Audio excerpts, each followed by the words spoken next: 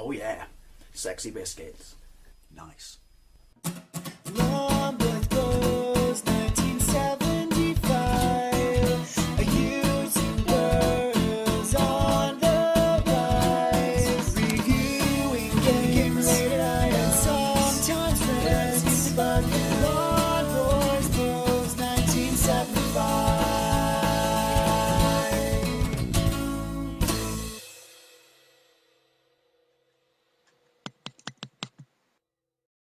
Hey YouTube, Lawn Boys Post 1975. Yeah, welcome back to Retro Video Game Comparisons. It's a series I haven't done for probably a year or so. There was no real reason I stopped doing it. You know, things just change and things you want to explore or ideas you want to, you know, try your hand out when you have a, you know, a video game related channel.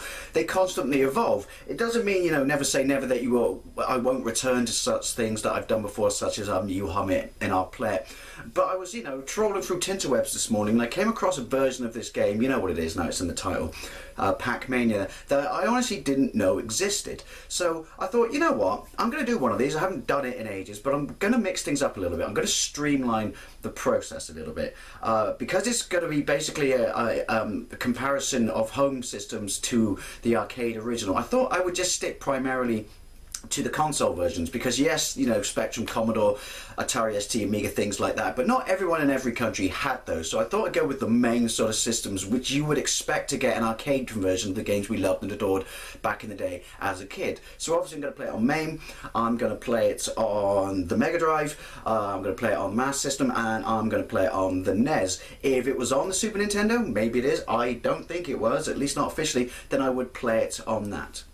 Anyway, that game is PAC-MANIA. It was released by Namco, at least in Japan, in 1987. I believe it was distributed in Europe and the United States by Atari, and I think it was the last official, you know, canon Pac-Man game till, like, I don't know, 1996. It was ported by Tengen primarily to the home systems, and I have very, very fond memories of this game. It ran on the at least in the arcades, it ran on the Namco System 1 board, but it was in that arcade I talk about a lot in Westwood Ho, you know, one that always smelled of chips, and this was in that area that always smelled of chips. So again, that might be why games like this and Double Dragon have such fond memories to me. But you know, there have been other games in the Pac-Man world, you know, such as Pac-Land, which I love and adore, but it was a, you know, it was a platformer. So this game obviously returns it to its roots. But where do you go with when you reinvent, you know, a classic arcade icon who was prevalent in the early days of, you know, the arcade and system games? You know, where do you reinvent someone like that? With Pac-Man, well, simple. You keep it really close to the original idea, and then you just mix it up with some very, very simple things, such as particularly the jump mechanic, which gives you a get out of free jail card. So, you know, basically it's a maze game again, but it scrolls around this time. Obviously, unlike the original, which you would expect, because many years and moons have passed, there are different mazes set upon different themes. Ghosts will mix up their attacks and stuff as such as you progress through the mazes to make it more and more difficult. But as I said, the jumping element, not only does it allow you to avoid the ghosts, it also allows you to get a strategic element to the way you collect power pills. So let's crack into it with the first one. This is PAC-MANIA. We're going to start playing this on MAME, as you would expect. So this is the arcade version, obviously released by Namco in 1987. Just put some money in. Let's get into this. Right. For the purpose of this comparison, I'm going to go with the same stage across this and all the console formats. Right. And it all comes flooding back to me. Right. I forgot what a nice looking game this was. Oi, run away. I mean, look at it, it's so bright, so colourful. It'll be interesting to see what the Megadrive version looks like, because, oh bollocks, waste of a power pill there, because you would have thought that it could pull this off. Hee, I said pull off. Right. Oh, no, come back. Oh, not cheeky. Controls are really tight, but as in any Pac-Man game, you have to make sure that you're pressing the direction you want to go at the exact, see you later bitch, exact right time, because otherwise you will, oh bollocks, well, you won't turn basically. Oh shit, that's because he came, I forgot that, because he came back after I munched on him the first time. He's what, obsolete? Oh no, I took the power pill before he went to the centre. Sorry, jump. I do like the fact that the jump mechanic does give you not only the get out bollocks, jail free card, but also means you can save the power pills. He says, and he's doing absolutely appallingly. So you can concentrate on getting, oh shit, come on, concentrate on getting all your regular, you know, pills. I'm basically a drug addict. I'm basically a drug addict, aren't I? Hi. I gotta be honest, as you'll see in all these good, you know, versions, I should say, and when I play any sort of regular Pac-Man game, I don't really play it for points, as in, you know, trying to eat as many ghosts as I can, because putting a dead thing in your mouth, wouldn't that be necrophilia, to some degree, but just to clear the stage. But obviously the jump mechanic adds an old, you know, whole new definition or direction to this game, or this format. Look at them. Someone's got some fucking sand in their vagina. Oh shit, come on. I need the good shit. There's one. Come on, come on. Right, leg it. Just clear the stage, Oh shit, I should have had him. There we go. Anyway, on to the next version, methinks. Okay, so next up is PAC-MANIA on the SEGA Megadrive and or Genesis. This was ported by Tengen in 1991. I've never played this version before, so I'm hoping, or at least expecting, that this is going to be the closest, you know, to the arcade of all these versions. Well, you would certainly think that, but by that I also mean pretty much, you know, can it be arcade perfect? I mean, we chucked that phrase around, or did chuck that phrase around a lot back in the day, but I don't know. Let's get into it. Right, so start. Music's it's a bit weak, but it does sound like the arcade game. Now, as I said in the previous one, we'll go with the first stage. Right. Okay, yeah. Well, you would expect that. The music is quite different to the arcade. Now, there will be cropping differences between all these games based on how they display, but right off the bat, it looks nice. It really does. The ghosts seem a bit more aggressive for considering it's on easy, but I'm quite surprised. I'm not saying it looks terrible, but what's jump? What are the? I don't know. I was jump. Oh shit, that works. I was expecting sort of. I don't know. Really don't know what I was expecting. Oh, look at this. Oh no, tonight. Smorgasbord of ghost. Yeah. I don't know. I thought. I mean, I don't know what the hardware was. Tricked you in the arcade. Obviously, it's no the Mega Drive is no match for it, but surely it could have done bigger sprites than this. I'm not saying it's bad. I mean, that's the purpose of these videos, to, you know, do a comparison. Oh, shit. The controls are nice and tight, especially the jump mechanic. Got your cherry. Oh no, it was a special power pill. Right. Yeah, the controls are nice and tight. And obviously, the one thing they've nailed that you would expect from this, otherwise it's not a Pac-Man or Pac-Mania game, is the fact that you have to be pretty precise with, you know, dare I say, cornering. Come on, look at this. I'm such a tease. Right, no. Remember your goal. Go for the pills. Go for the pills. It's prescription day, Dave. Right. I mean, the music's faithful, but yeah, I'm just finding it a little bit weak. Right. Oh, I forgot one. Shit. Oh, shit. I can't forget them, but when your prescriptions are fucking expensive. Oh, the controls are super tight, mind. Really, really super tight. I don't even know where the rest of the fucking pills are. And that was my phone. My new phone, by the way. I can't believe I'm about to say this. The controls actually feel a little bit tighter than the arcade one, but that might be a problem with MAME, obviously. Ooh, I'm determined to beat the level to, you know, do these comparisons, but this seems to be taking a little bit longer than I thought it would. No, you don't. Oh, it's when they get up your ass like this. Oh, bollocks. It really gets difficult.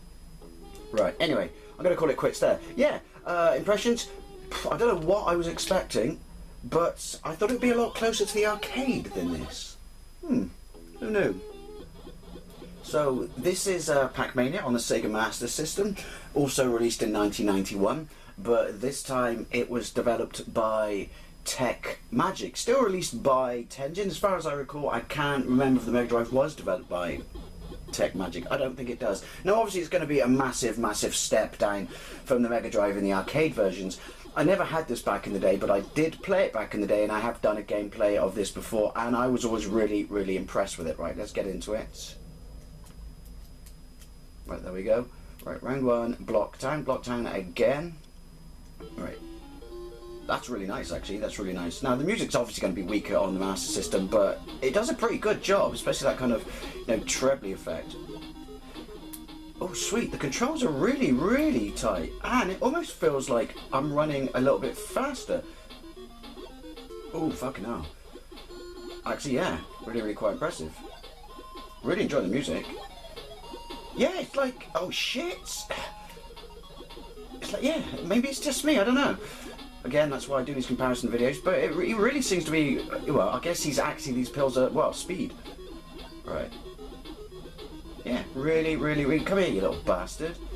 And you. Ghosts seem to stay blue a little bit longer. Coupled with the speed, dare I say this might make it an easier port? Yeah. Oh, shit. Oh, look at you. Come on, tease. Yeah, I'm really, really impressed with this. I mean, the music's not like the arcade, as you would expect, but as I said, it's really, really good.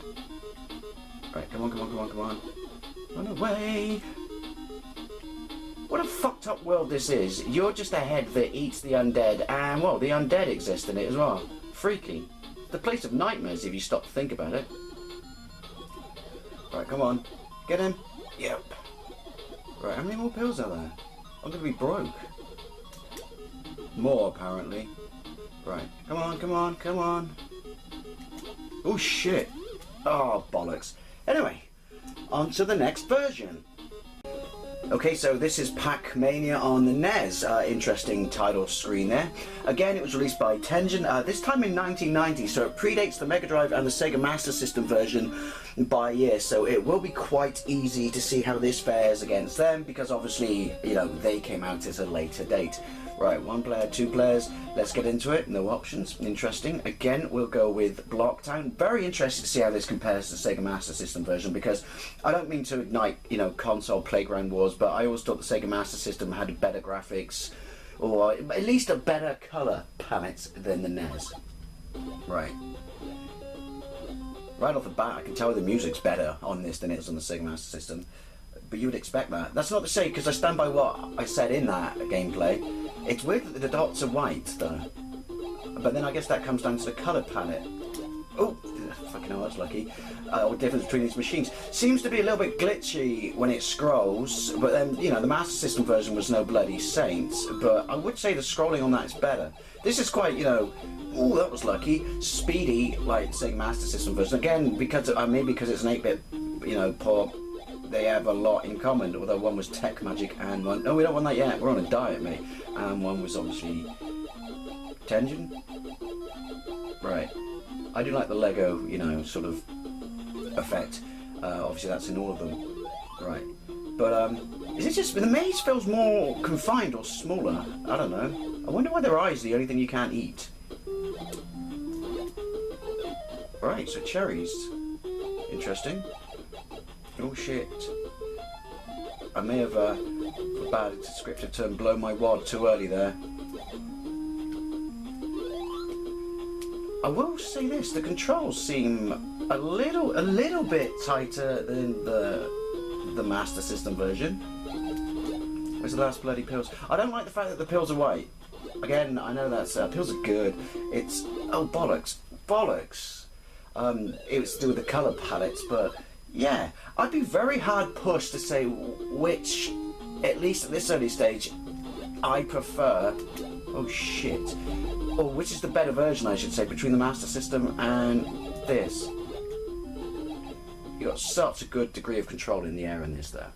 Well, go easy on me. It's been a while since I've done one of these, but results. Again, you know, taste is subjective, and these are just my thoughts and opinions. I don't want to start a playground war, but initially I was quite disappointed. I've played it since, and it does play a very, very solid game of it, but it's not my favourite version, but quite disappointed, because I honestly thought the Megadrive, you know, at least 3 years into its lifespan, could have done somewhat, well, not an arcade perfect, but a nearer version of the arcade that it did. I was really, you know, quite surprised with that.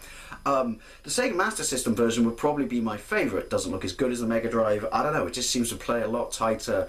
You know, I like the way the music was mixed up. I like the colour, particularly over the NES when it came specifically to the power pills. But judging it between that version and the NES version is really, really difficult.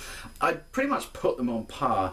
But I say if you own both systems, I would say I'd plump, just me, and not just because I, you know, owned one as a kid, I would plump for the Sega Master System version. But yeah, and then I would obviously say NES, and I'd probably put the Mega Drive version in last. But as I always say, it was just a bit of fun just to compare different versions. So let me know if you want to see more of these videos. But as I said, I'm streamlining the process, and I'll learn to talk in a minute.